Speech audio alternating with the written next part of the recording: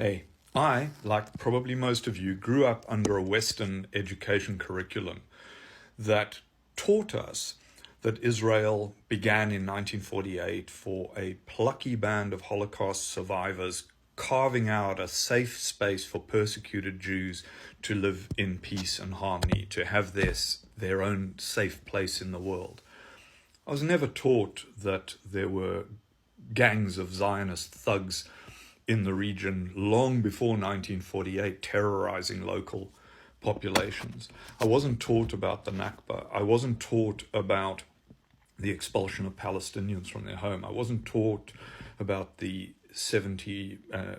many years of repression of the Palestinian people. And so when October the 7th happened and social media was flooded with support for Israel and all of our Western politicians were coming out in unconditional support of Israel, it was almost as if something had started on October the 7th, and the refrain that was repeated that we had been taught throughout our lives, that Israel has a right to exist and Israel has a right to defend itself. But all the subsequent actions, both in terms of what the Zionists have done since October the 7th and the way they've behaved, as well as the fact that this current genocide has given all of us a chance to be educated about what has happened for the past 100-odd years, the way the Zionists have behaved prior to October the 7th, that many of us, and certainly me included, have come to the conclusion that those two sort of facts that are put forward as this is how things are, that Israel has the right to exist, Israel has the right to defend itself, are in fact wrong. I don't believe that the Zionist project that is the current Israel does have the right to exist. They're the mad lunatic in your house.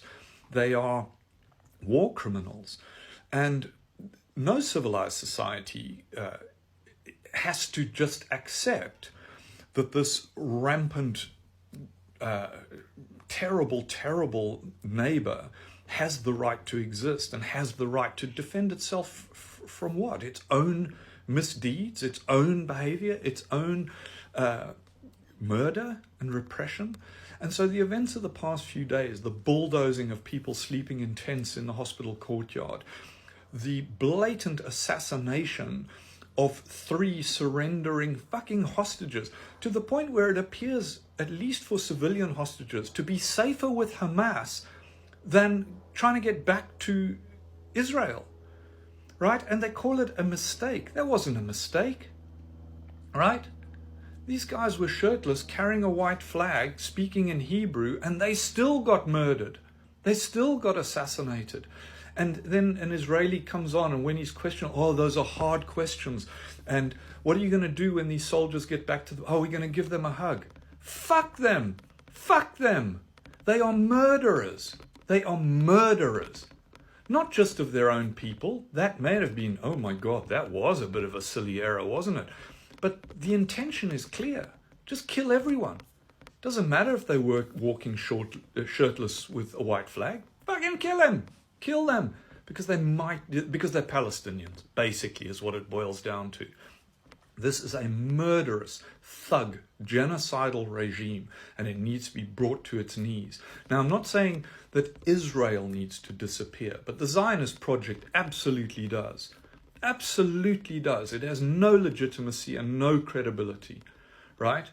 We've been told about this amazing, Israeli occupation force, the IDF, that is this amazing army, and Mossad, this amazing intelligence service. So fucking amazing that they didn't know October 7th was going to happen. Or they did and they let it happen. Both ways, they're assholes, right? And this army is proving itself wholly incompetent. Bunch of conscripts fucking around, just killing whatever moves, bombing everything in sight, right? They're not invincible. What I believe could happen is that a one-state solution where everybody in the region is given full rights and citizenship could exist. So we need to get rid of Netanyahu and his criminal cohort, get rid of these lunatics, get rid of Likud, put a new government in place that can oversee a transition to full citizenship for everyone living there, right?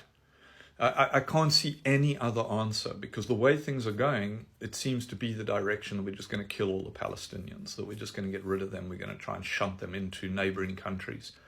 That's not a solution.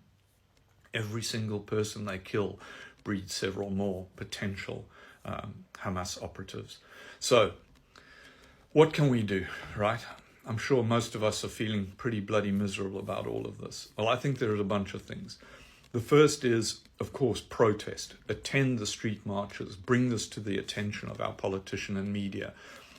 I think countries should be petitioning the International Criminal Court for charges for war crimes to be brought against Netanyahu, everyone in his cabinet, everyone in the IDF, particularly the senior officers, ought to be held up for the war crimes that they're committing.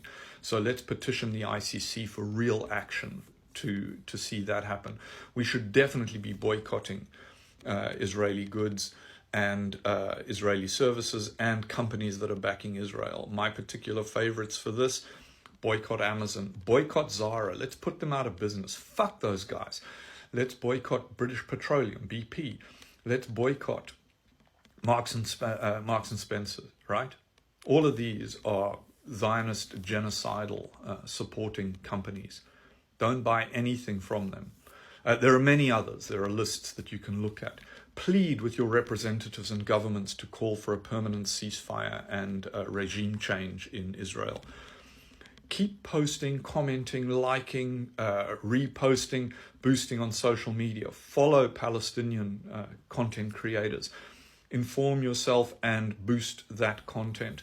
And then finally, please, do not be anti-Semitic, right? This is not a Jewish problem. There are many wonderful Jews who are anti-Zionists, who are protesting along with everyone else in this. This is not a Jewish versus Muslim thing.